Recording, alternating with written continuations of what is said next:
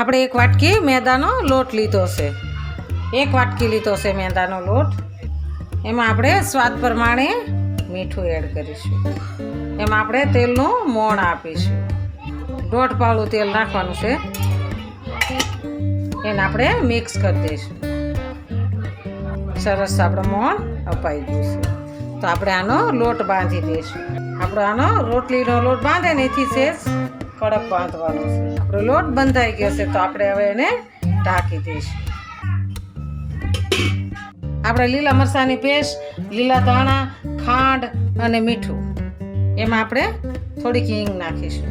એમાં ધાણા જીરું નાખીશું, લીલા ધાણા નાખીશું. આપણે એમાં લીંબુ એડ કરીશું.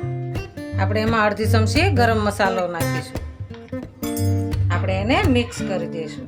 આપણે એની રોટલી વણીશું.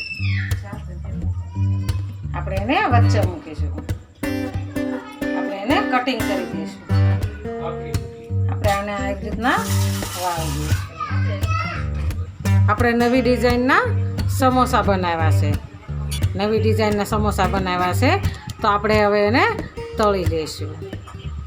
સરસ સમોસા બનાવ્યા છે. તો આપણે આ તેલ મૂક્યું છે, તો એમાં આપણે તળી દઈશું.